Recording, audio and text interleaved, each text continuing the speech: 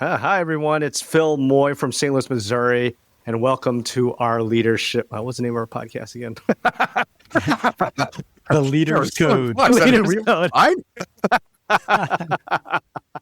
What are we doing here? Yeah. So I have to explain what happened here.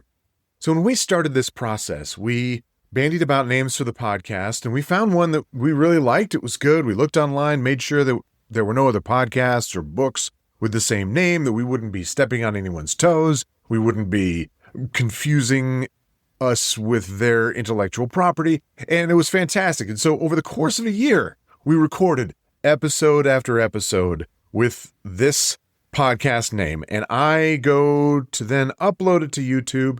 And in the meantime, someone has created a podcast with that name. And you know what? It's great. I can't even be mad. Dr. Aliubi has done a fantastic job of making a podcast for women in leadership who lead with courage and wisdom and purpose. And so the material's fantastic. I can't even be mad about this, but we did have to change the name. So if you hear Leader's Code in here, we don't mean that. We mean something else. So without any further ado, welcome to... When the call comes in, leadership is everything. We analyze the data in real time, Making the tough decisions under pressure. Welcome to Stat Leadership. Hello, everybody. Welcome to our episode of our podcast. I'm Phil Moy from St. Louis, Missouri. I'm Chetan Kharod from New Braunfels, Texas. Hey, I'm JR Pickett from Salt Lake City, Utah. Got it. And JR just moved to Salt Lake City. He was a Texan for a bit, but he's also through and through Midwesterner. So we'll accept you moving all over the United States here. I'm one step ahead of the law. As soon as they start kind of zooming in on me, oh, time to go somewhere else. This is our first episode of the Leader's Code. And so let's start with our basically intro to leadership, if you will, Leadership 101. And that's kind of defining leadership and its importance. What is leadership? I don't know. Do you want to help our listeners understand what it is? I'll hand the mic over to you, Chet, or you, JR, to get us started here. Yeah, I have some thoughts. I think this is one of those questions. The leadership and the discussion of leadership gets tossed around. If you walk through elementary schools and middle schools, there's posters everywhere that say, you are a leader and everyone is a leader. And while the sentiment is definitely valuable, I think what they might mean to say is we all have the potential to lead. If we look at what is leadership or what we call Leadership 101, there's probably some baseline or foundational things we can talk about, like what exactly is this magical thing? And then is it developable, or are you just born a leader? And if you're not born a leader, then, are you just out of luck? Does it come from being in a certain position in your organization? Do you just have to keep working away until you get that title and then all of a sudden you've got it? Or is there something we can do along the way and maybe you don't even need the position or title? So these are the kind of things I think we can take a look at. I think the key goal of leadership is to get a group of people moving in the same direction. And whatever that direction is, whatever that it is that you want to accomplish, whether you're a leader of a population, leader of the country or the county or the city, or a leader of an organization, or a leader of a small group, small team, it's getting other people to buy into a vision of where you need to be and what needs to happen, and then getting them all together moving in that direction. And I think that there are some people that are raised, that come into adulthood with natural leadership traits. And I think that compassion is such an important trait of that of a good leader. But this is definitely a learned skill. And I think that's what we're going to explore through this podcast is, how do we develop that skill within us, whether we are new to a leadership position or we are working to improve our leadership in an organization where we already are? Yeah, I couldn't agree more. It's getting that group of people to move forward, but I agree with the one keyword that you said there is compassion, where everybody moves together, passion, with passion, enthusiasm. Obviously, there are examples of bad leaders out there who could get a group of people moving, but it's not with the same passion and enthusiasm. We think of dictators and whatnot. But yeah, I think leadership is that person which will say, let's go this way, let's all move together, and we'll work through the issues and the bumps in the road together. Now, what we're talking about is nebulous, and we have our new EMS medical directors out there. It's a very nebulous idea, this leadership. So I think what'll help solidify it for our listeners is if we give some examples of good or great leaders or some examples of inept bad leaders, because we can learn from both. Do you guys want to give us some examples of somebody that you think of as either a good or great leader or somebody who's like an inept or bad leader? Yeah, I think not only history, but our current and contemporary environment is full of options and examples, more local or more distant. One thing I try to do with either young adults or people I'm mentoring or coaching, we'll often talk about before we get into specifics, because what I found with the young people, sometimes like the scouts that I work with or high schoolers, once you give an example, then you're kind of down the rabbit hole with that individual and their history and their personality. So sometimes I'll start more general and go, look, a leader's character matters. And then they'll say, hey, what's character anyway? And I'll say, look, it's kind of the intersection or the place where your courage, your integrity, and your perseverance all kind of overlap. And in that middle area is your character, right? So kind of like, what do you stand for? That kind of thing. So that usually kind of personalizes it or makes it a little more accessible. And then the second thing I sometimes talk about is that it really doesn't have anything to do with your position or your title up front. You don't have to have those to begin this journey. Even though a lot of times people that are charismatic and effective at something, they do find themselves in those positions with the right title and with the position. Even though if you have the position, I had a group commander in the Air Force, a full colonel who really, he had the position, but he really wasn't in any position to lead. He was extremely selfish. He had his personal agenda that trumped everybody else's agenda. He routinely walked on his subordinates, and it was difficult to get anybody to do anything because everybody always wondered what's in it for him and what's he going to do to us at the end. And flip that around with a sergeant that we had that really didn't have significant position or title, but he was so engaging and present for everybody. You knew you were getting the real guy. And it was so easy for people to follow where he led them because of some of those attributes. So sometimes it's not about the position. Sometimes it's more about how we arrive and how we prepare ourselves. So it's not as concrete and still leaves us nebulous there, but it is a way to frame the discussion without without going down one personality route. Yeah, I think, Chet, you touched on it there, that you don't have to have the position. There is informal authority. There are those folks within our organizations that are trusted and that even though they don't hold a formal position of authority, they're the ones that others in the organization look to and ask their opinion on. And frequently it is easier for them to be considered trusted agents within the organization precisely because they aren't careerists, because they are not trying to elevate their own career, not trying to do what they think that position should be, but they are just themselves. And I think that's important to remember, one, for the leaders that we can be within our organization, even if we have not yet achieved those positions where we have perhaps more formal power to implement change, to get resources, etc. But remember that we do have that power, but also as a leader, recognizing that there are those folks in your organization and that you need to engage with them, that you need to talk with them and see what their thoughts are. Because when the folks within your organization are questioning what leadership is doing, maybe they don't fully understand what those that are of that higher rank are doing, then they're going to turn to those trusted agents and say, hey, what do you think of this? And that's going to influence greatly what they feel about whatever it is that you're doing. Yeah. So what I'm hearing, and I totally agree with you, is that leadership is not a title. It's something that you can build and something that's earned, and it's based off of character, which you further subdefined as courage, integrity, and perseverance. And let's pull that string out a little bit further, because as we've all agreed here, it's a nebulous topic, leadership, but we could talk about these character traits, courage, integrity, perseverance. Would you guys care to expand upon that as something concrete on a nebulous topic that our listeners can really latch onto and understand what that means to build a good character, which will in turn make you a good leader. Yeah, I think this is worth noting that also there's down the line, we can talk a little bit about leadership and self-awareness and really get into the details of this. But I think probably every good and great and successful project that we've been a part of began with some sort of dynamic and charismatic personality that we were all drawn to, right? Somebody was awesome and they made us feel welcome and empowered, and then we followed them. And a lot of times they were not magical. They simply were projecting who they are in a way we could relate to. So a lot of times I feel like integrity might be the foundational thing. I am this way, whether anybody's watching or not. I am this way, whether I'm getting any credit for it or not.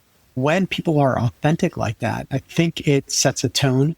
And honestly, I feel like the really good leaders, they may be aware that they're in an organizational position and leading, but in private, when you just catch them one-on-one, they still have that same vibe and they're still real and you can kind of connect with them. So I think integrity is probably the main one, in my opinion. And then the other two, I think if you are going to do what you think is right, you're probably going to meet resistance, right? And you have to have enough courage to go, all right, I'm not winning any popularity contests here, but this is the right thing to do. Or, hey, I'm going to lose something here. I might risk my own advancement to advance my people. That's worth it to me. That kind of thing. So some courage there. And then there's nobody that's advancing without setback. So in our family, one of our favorite points is there's setbacks, but if you look closely or if you get a little downstream from them and look back, you might realize it looked like a setback, but it was a setup for something else, right? So perseverance is simply this inevitable forward progress. You're going to get knocked back and you're going to get back up and keep moving. And when a leader does that, I think it really invites other people to do that as well. So that's some thoughts for me on integrity, courage, and then perseverance. Yeah, for me, I think courage is the foundational trait of a leader. And I got to look up this quote. Of course, I don't have my notes with me. Damn it. But that the courage is not just a virtue, but it's the form of every other virtue at the testing point. And that you cannot be generous without being courageous. You cannot stand up for your people without being courageous. You can't push forward and depart from the status quo and innovate without being courageous. You can't be that leader that people look to in crisis unless they sense that courage from you. And what people are looking to from their leader is safety. That's why we have leaders. That's why we want them in those positions, is to help to give us safety in what we are doing. And I don't mean safety like, here, I'll take care of you. What I mean is safety in the form of that you can be the best that you are and do the best that you can do. And those risks that you are taking as a member of the organization are diminished by that leader because they've got your back, because they are creating that safety for you. Yeah, I'll agree. And I think it all stems from these three. Integrity, obviously, Chet talked about it. It's doing the right thing when no one's watching, and that kind of leads to authenticity, or being brave enough to be yourself in front of this group of people. And courage is doing that thing in which you're terrified of. I remember this great scene, and I think it was Three Kings. George Clooney's talking to a private, and he looks at the private. You're scared? And the private's, yeah, I'm scared. He goes, and the way this works is you do the thing that you're scared of, then you get the courage afterwards. And the private's, that's pretty stupid. He goes, yeah, but that's the way it works. Yeah, exactly. Yeah. And it's terrifying to be yourself and to let that out into the real world and to be authentic like that. But I'll tell you, what that does is, I think, a fourth component or growth out of these foundational character traits are it develops trust. And part of trust, developing trust with your team, is to be vulnerable like that. And it all delves back to that integrity and courage. And perseverance, I would do a perseverance/grit, right? Yes. Inevitably, everybody's going to face that setback. There's always those bumps in the road. I do endurance races. Inevitably, I know there's going to be a point in that endurance race where I'm going to be like, this is stupid. why am I made to run X amount of miles and everything? This is so stupid. But having the grit to say, you know what, this is just me being emotional. I just got to keep on moving forward, one foot over the next, and we'll cross that finish line. And it sounds basic. It sounds very simple, but as we all know, simple things are the hardest things to do. Yeah, and I think a lot of times by being present, because that's the other thing, right? A remote leader that you can't see doesn't really do much for you where you are on the ground getting things done. So the leader that's present, and I think for EMS medical directors, this is a big one, right? Being present and then also having a presence. And those are two different things. But just first of all, being there where your people need you and can see you creates that connection. And like you said, that trust, right? And then from there, you can do a lot, not only for your organization, but for your people as well. One of my mentors used to say, what is a leader's job, right? And we would all try to come up with these fancy answers. And he's like, no, man, the number one job of a great leader and a good leader is to create future leaders. And we were all so busy doing our work. That kind of was just, we didn't get it at all. But I look at things now and I go, yeah, that there's definitely an element of inspiring, elevating, and empowering people. Sometimes you're blocking for them. Sometimes you're throwing them the touchdown. Sometimes you're just standing back while they throw the touchdown. And all of that is good.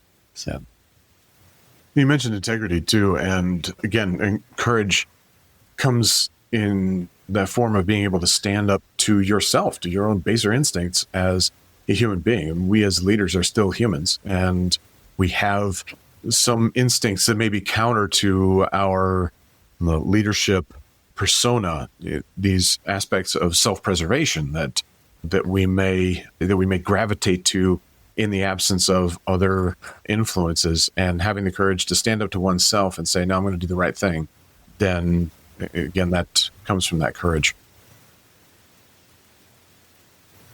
Yeah, there's a great John Adams quote from back in the day where he says, if your actions inspire others to dream more, learn more, do more, and be more, then you are a leader. And obviously there's a lot in there to unpack, and we don't necessarily have to unpack now.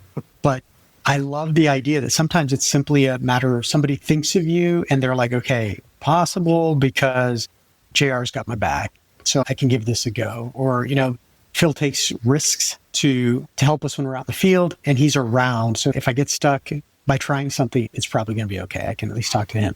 Right. Let's be honest, JR doesn't have your back, Chet. Yeah. Not my back. His medic's back. I would have your back, but I am not currently in the position where I can influence anybody that could harm you. But your fellows feel like you have their fellows. back, so that's good. Yeah, absolutely. Yeah, I think that to sacrifice those that work for you is to violate a deeply held social contract. And like you say, having their back. The opposite of that is throwing somebody under the bus, and that is an unrecoverable event when it comes to a leader. If a leader is seen to throw one of their employees under the bus for something, then that is a catastrophic loss of rapport, not only with that person, but with everybody that witnessed it. Yeah, absolutely. Yeah, and part of it is, I think, what sometimes happens, like people don't realize that a leader's values become institutional values, right? And a lot of people that get into those positions may never have been taught or never have any reason to think that beyond technical expertise, they needed to have something. And if you look at a lot of organizations, and I'll just use medicine as an example, we don't really do a tremendous job of selecting and assessing people. We kind of use a surrogate process, like your grades are good enough to get into med school, and you scored high enough on the licensing exam to get into the residency, and you didn't muff it in your clinical rotations. So that's a different selection process. And we expect that process to kind of serve as a surrogate for picking out certain character traits and hopefully refining out others. But I don't think that residencies and fellowships really do that as much as we think they do. I think they used to. If you were Sir William Osler's medical resident, some people graduated that thing in 3 years because he was like, yeah, I think you're ready to carry the mantle of medicine and be a cup of strength to suffering humanity.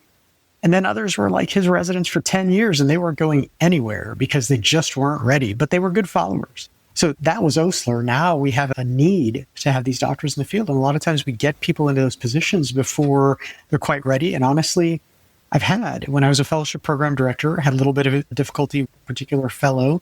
They were really smart, but really unable to engage with the medics in an acceptable way. And when I went back and talked to the residency director, I was shocked that the first answer was a little knowing smirk and kind of, Chet, let the buyer beware. And I was like, whoa, what are we talking about? Some of it has to do with, we assume that technical expertise or being really great at your job means you're going to be really great at the next level of leadership. And it doesn't necessarily translate. Yeah, I remember watching this video where Simon Sinek, he wrote the book Leaders Eat Last. He's talking about how he's interviewing a bunch of Navy SEALs because he was a consultant for them. And he's like a very high accomplished business. If you think about what Navy SEALs do, they create the best warriors in the world, et cetera, et cetera. And he asked them, he's like, what was your criteria, Mr. Navy SEAL, for a good leader, or someone you could lean on who could lead your team into battle? And he created this wonderful graph where the y-axis was, I think, accomplishments, and the x-axis was trust. And this may be a little crude, but he'd be like, listen, they would pick the person they trusted most to be their leader, not the most high accomplished, right? Because you could be highly accomplished and not very trustworthy. And then define trust as, I could trust this guy with my wife overnight. They're military guys, right? But so they would even choose somebody who was less accomplished but very trustworthy than somebody who was more accomplished than that. And I agree with you, Chet. In the way we work in business and medicine especially, we look at people, hey, this guy's got a lot of research. He's funded by the NIH, and he's got a lot of PubMed and whatever you use to grade someone who's highly accomplished in research. So this guy would be a fantastic chair of emergency medicine, where he may not be very trustworthy and be like a terrible leader, which I think that kind of graph puts it into context for me is high trustworthy. Doesn't matter if you're not the most decorated physician, business person, military personnel out there. It's that trust part. And that, again, stems from that integrity, courage, perseverance that comes from that. And I don't think we do that because we are disingenuous or because we're idiots. I think we do that because some things are easier to measure than others. So yeah, lots of publications equals academic success equals can probably chair a department, not realizing the human factor, the emotional intelligence, that kind of thing. Yeah, for example, you were going to say for example, JR. No, I'm kidding. I'm fucking with you. I'm still at the assistant professor level. So if you all look at accomplishments, like they're not there. Chet, you touched on it, is why are we selecting for these traits rather than training for these traits? Why is leadership and emotional intelligence and having difficult conversations and small team crisis leadership, none of that is part of the medical school or residency curriculum. And you're absolutely right. We value technical skill.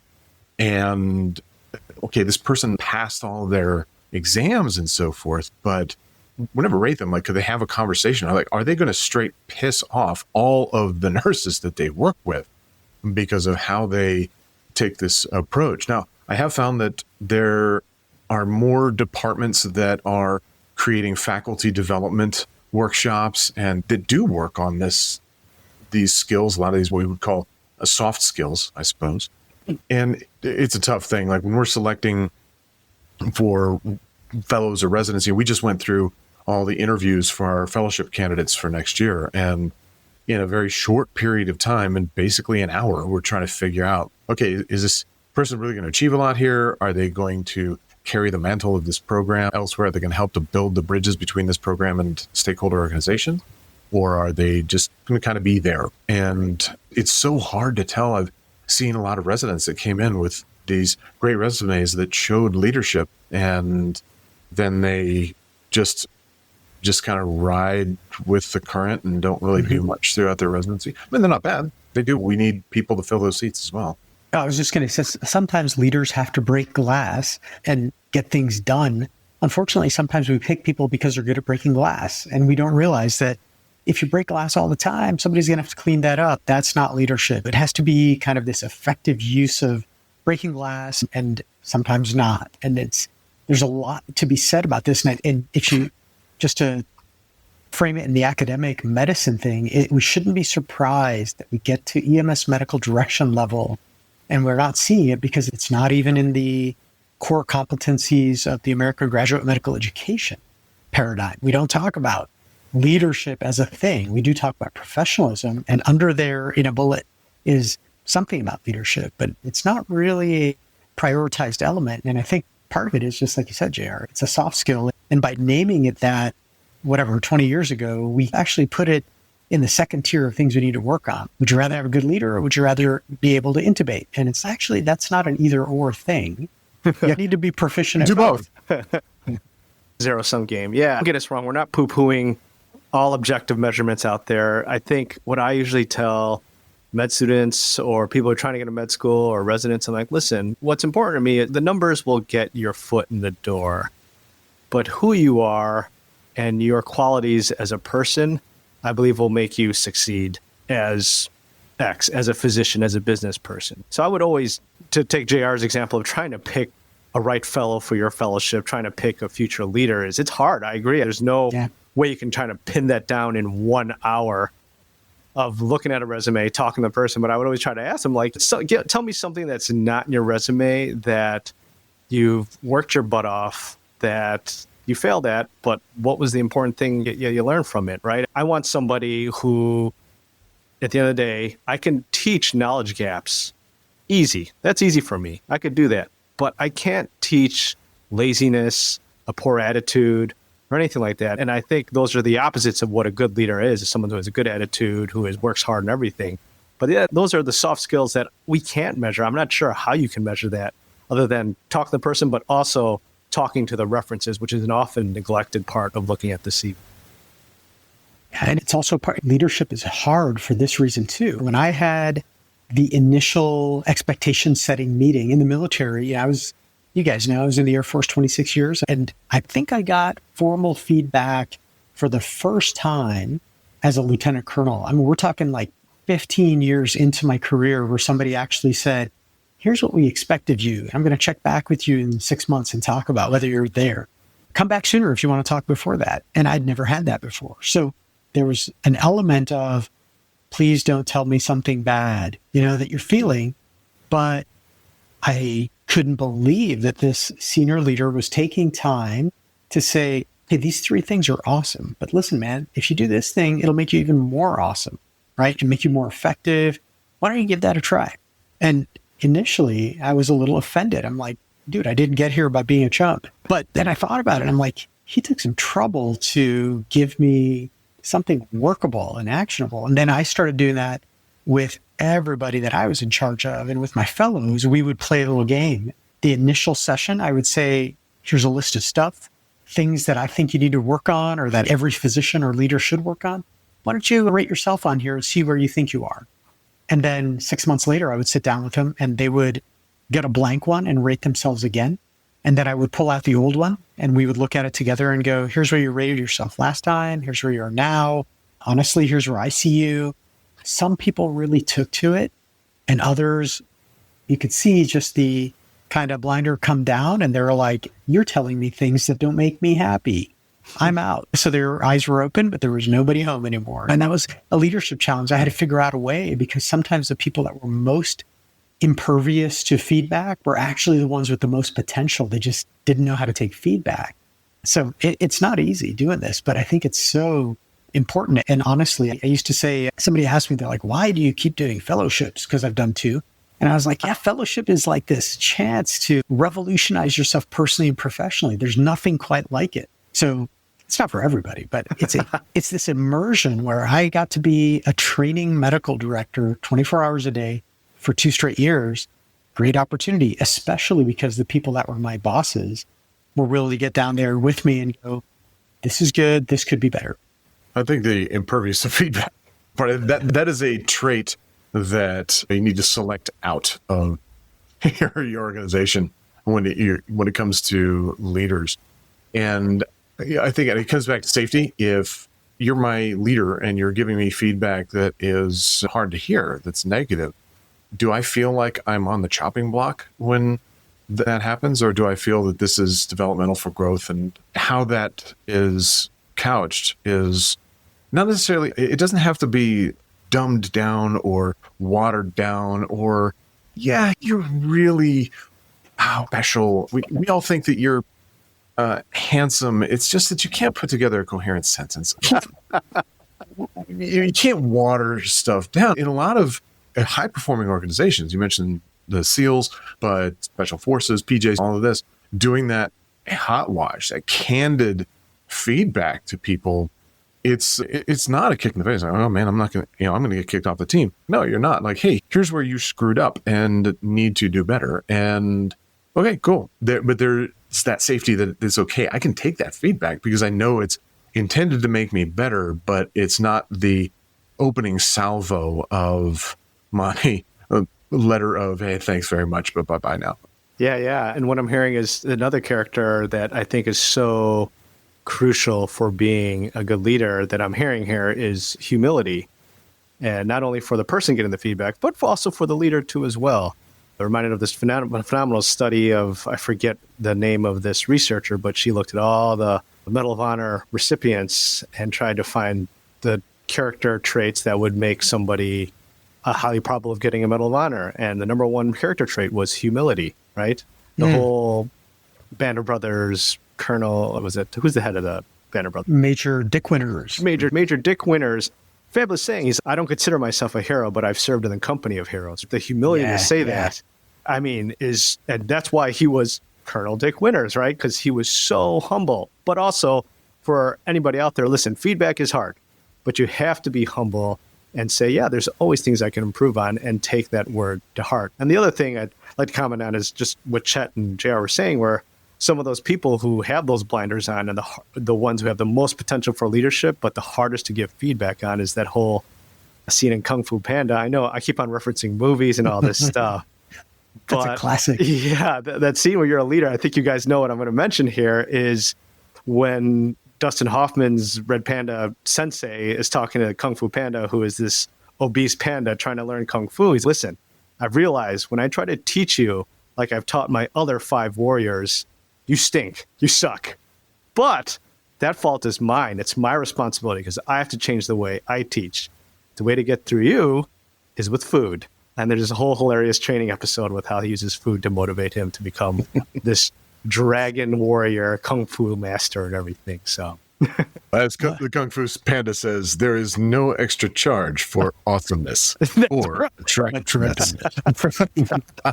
Yeah, I think playing to your strengths there is a big part of leadership. And this was some advice that I gave to a friend who had been given some advice by a couple of very accomplished folks in the field. She's like, I'm not really sure what to do with this, because the advice that they had for her, which had worked very well for them, would not work well for her. Because their advice is, well, you have to be distant and standoffish, and you're in this sort of tower. The thing is that this friend, her true strength is that she's extremely affable. She's very well liked by people who meet her and work with her.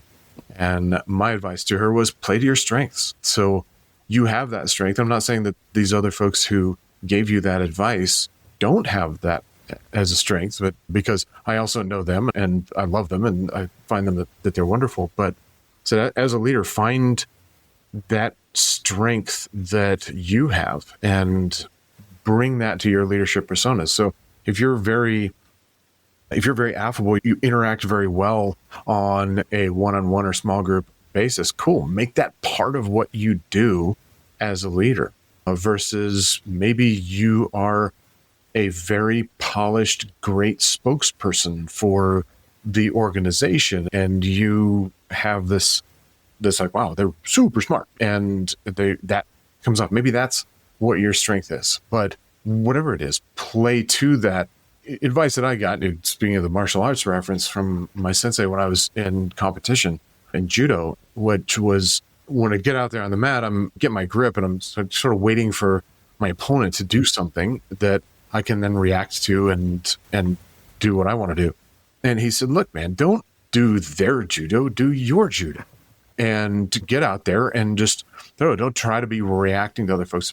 But you know what your strengths are. You know the things that you do well. So get out there and do that a lot. Yeah. And then, of course, the extension of that, right? First you have to identify your strengths and then play to them. And then realize that without putting yourself down, you can always be developing new strengths, right? And then next thing you know, you've got many tools in your toolbox instead of being that leader that has a hammer so everything looks like a nail. Now, all of a sudden, you have many tools to choose from because by leveraging your strengths, you gained credibility, you gained confidence, and now you're in play in many more situations than you may have been early in your career. Note to self, do not judo fight JR Pickett. Yeah. He's just going to come out and deck me. I'm like, hey. I don't know. I'm getting old and slow, so I don't know if I'm quite the fighter that I was once. More than I do, I'll tell you that. That's right. I think that self-awareness is so important of what your strengths are and what your weaknesses are. Of course, we always want to figure out what those weaknesses are, see where we can develop them. I think it's impossible for us to be a jack of all trades as leaders. And there may be situations in which you are born for and do really well at. I mean, there's some people that are just fantastic at crisis leadership and bringing folks together in a crisis where there's a lot at stake. And there are others who are maybe not that person that you want in a crisis, but their ability to forward think and plan and bring together stakeholders and to think strategically, if you will, that's their strength. And so whom do you want in different situations? It doesn't have to be the same person. And especially when you recognize this within your organization, there are multiple leaders within your organization, and using them for their strengths in various roles will help to move that organization forward.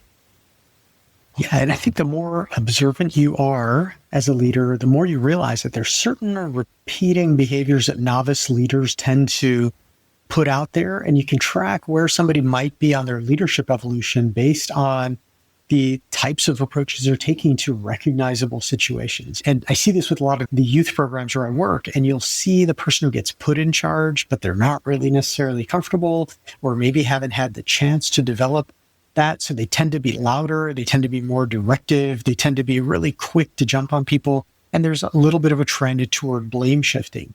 That wasn't me, man. My team is no good, that kind of thing.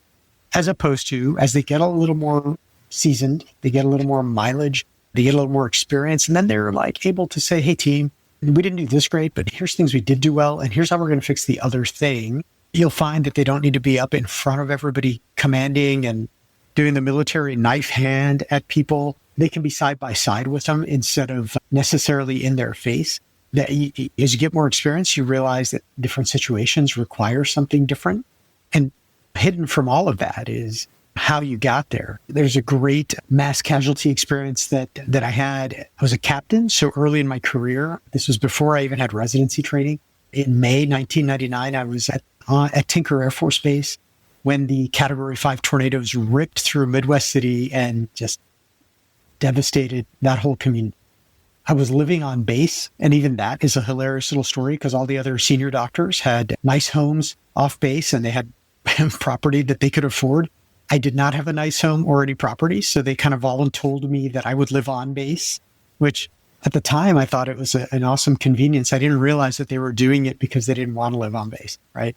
So tornadoes go through. I show up at the hospital. Well, they put the base loudspeaker up. Dr. Kharod, if you're on base, please report to the med crew. So I go there thinking, oh my God, they're taking accountability. All the other doctors are going to be there and I'm going to be the slacker that's late. I'll have to tell them I was sheltering in place. Like get there and it's 2 paramedics, about 40 medic trainees, 3 nurses, and none of the doctors or even senior nursing officers had made it back. They were all off base and sheltering in place. So I roll up on the scene and get handed a radio and a vest. And the medic goes, what do you want us to do, doc?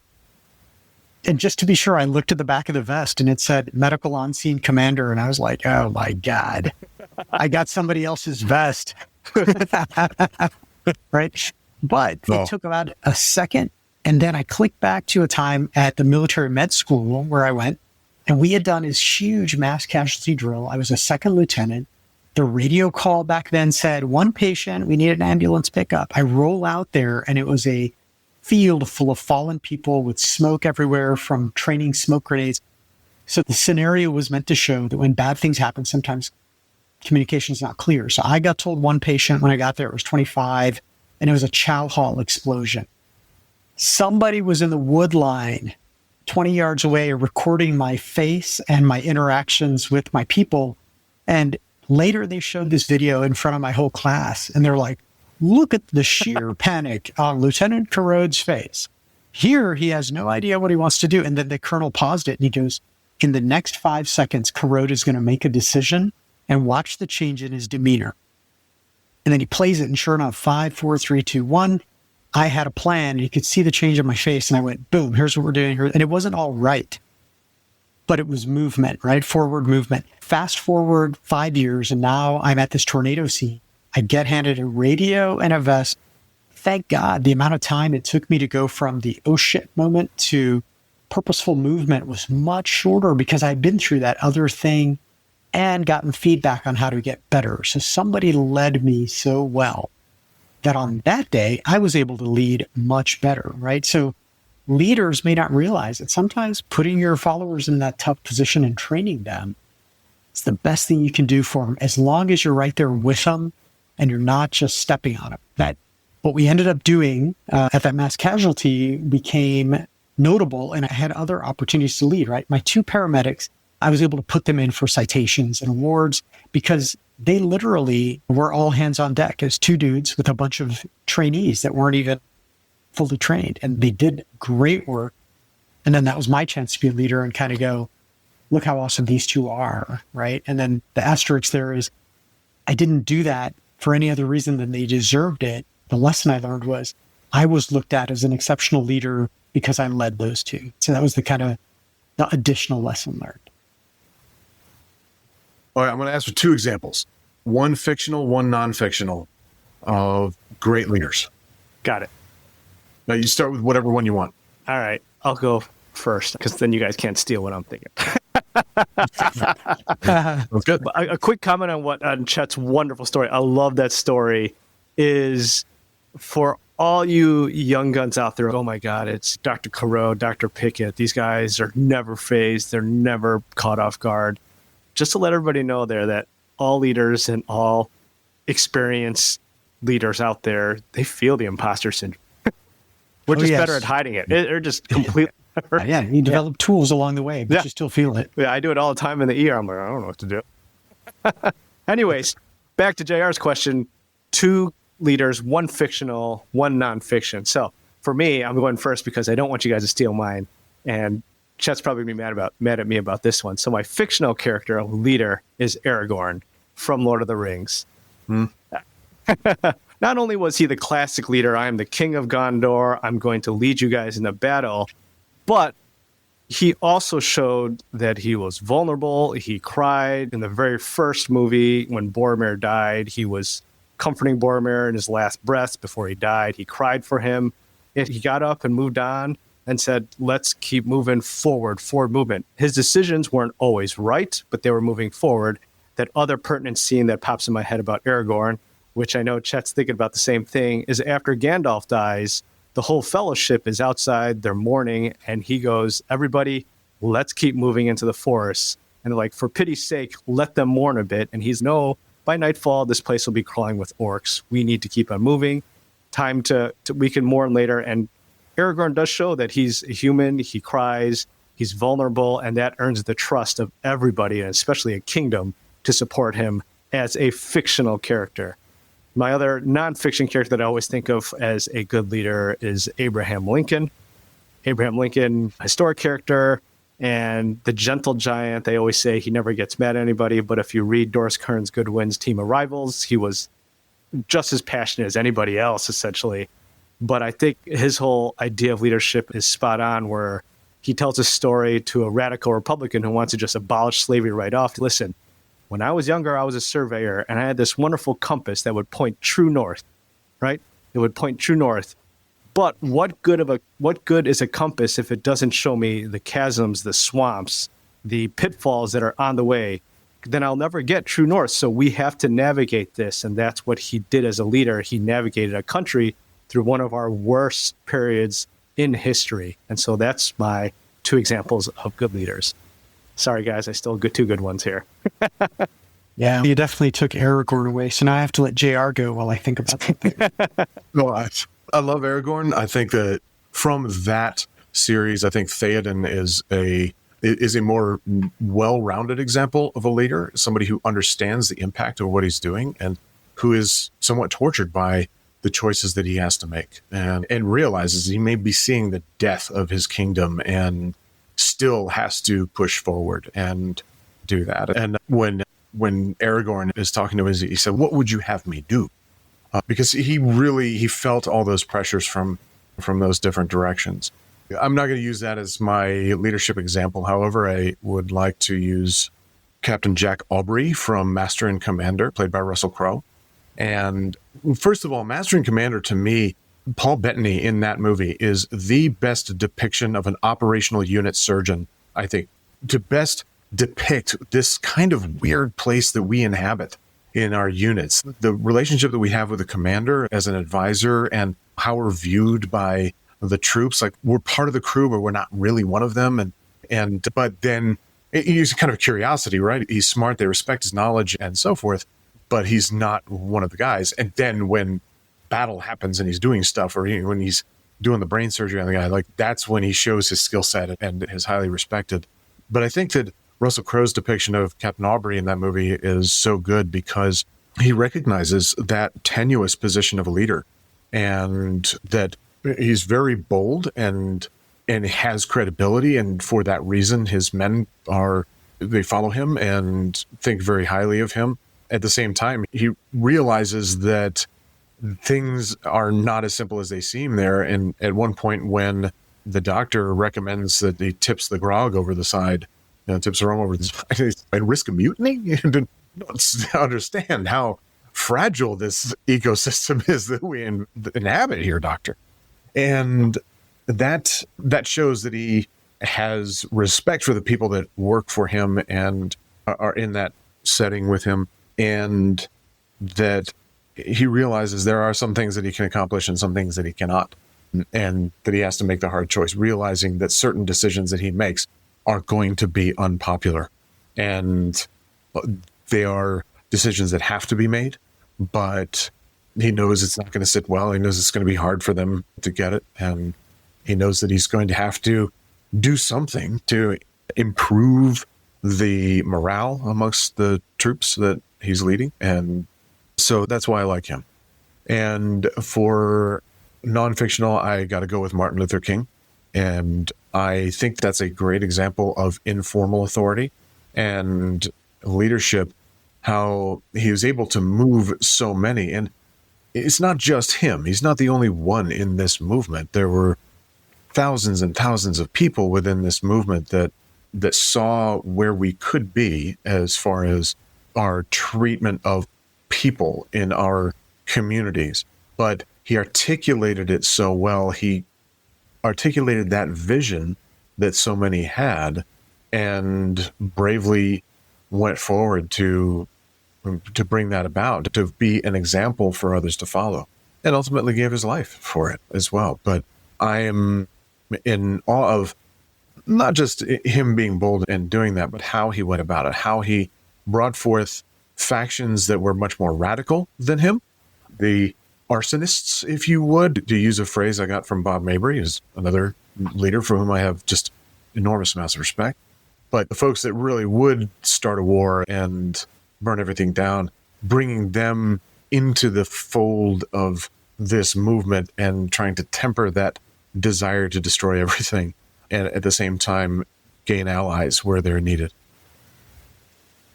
Oh, guys, this is excellent. I feel like you've raised the bar to a level where the pressure is significant, but so are these examples of leadership that we're talking about. So I think fictional, I'm a big fiction guy. I have friends who say yeah, fiction's a waste of time. I only read nonfiction. Life's too short to read fiction. And I completely disagree with that. So I would say we need both. I think fiction often is the source of inspiration. I think you can weave truth and reality into fiction so well. And one pop culture reference, they've made new versions of this series, but to me, Jean-Luc Picard is like this legendary example of a doer and a strategist. He's an operational leader. He can be hands-on. He's one of the best pilots in Starfleet. He's the fastest to promote to the rank of captain, which is the equivalent of colonel in our armed forces today. And yet he is able to delegate. He's able to see the big picture. He's deep into the arts. He has hobbies. He has a very human side, and he's able to step back when he could easily do the things, but he doesn't necessarily solve all the problems. And if you look at him in crisis, there are many times where he probably has a solution in mind already, but almost always in that ready room, he'll look around at his other senior leaders that work for him and say, options. And he'll go around the table and get those. That's often misunderstood as somebody who dithers or does not want to be decisive, but he's almost always decisive. But I think what that demonstrates is his ability to know I may have a blind spot. I have subject matter experts. I have exceptional followers who are exceptional in their own right, and I've invested in them to develop them. Having done this, I can rely on them, and then we can probably make the best decision. And there are times where he goes against what they all say, and he goes, we're doing it this way. End of story, right? And then he accepts those consequences. So Picard, to me, is a master class in being an action guy and a thinker at the same time. And I love that. So there's more to be said, but I'll pause there on Captain Jean-Luc Picard of the USS Enterprise. I'll also say, in terms of non-fictional leaders, there are great examples around, and not necessarily all of them are well known. So it's difficult to have somebody with universal appeal. But to me, growing up, I very much admired Mahatma Gandhi. And then as I got older and read more about him, I had even more respect for him when I realized the errors that he made and the humanity and the frailty that he had and the fact that he was wrong and sometimes didn't see it. And yet he was able to be so authentic and stick to his values to such an incredible level that it moved an empire out of India in a way that no, force on force violence would have been able to do. And that was a kind of a lifetime of moral courage. And he was doing this long before. Like many people don't know, he wasn't always a bald, frail, homespun cotton wearing, fasting freedom fighter. He was a successful attorney in South Africa. And he over and over faced racial tension and even physical abuse for being the wrong kind of person. And at some point, finally, he just kind of set his teeth and said, all right, look, I do have a law career I want to have, but this has to be addressed before I can go down that path. And then he used his personal example and was often at the front, but not always at the front. He also was able to leverage inspiration and motivation of his followers, but it was very much all centered on the character and relentless. Even his autobiography is called The Story of My Experiments with Truth, meaning he had something he believed in and lived his life by testing and then learning, changing approaches until he was able to effect some change for a lot of people. When he visited the House of Lords and the House of Commons in London, he did not put on his lawyer's suit, because what he was insisting all Indians do is that they be self-reliant and they wear Indian-made clothes that they make themselves. And he chose to wear that and looked like a complete outcast or beggar in a dressed-up world, but it was just one example. So anyway, these are two leaders that I think are inspiring to me. Awesome. By the way, I love that we can weave in and out of our nerddom and understand these characters. And with that, I think that was a great first episode. It just was your audio, JR Pickett, for the first one. I think that was the first great, fantastic first episode. We'll do this again next month. Yeah, you guys are awesome. Thanks for doing this. All right, guys. Have a good one.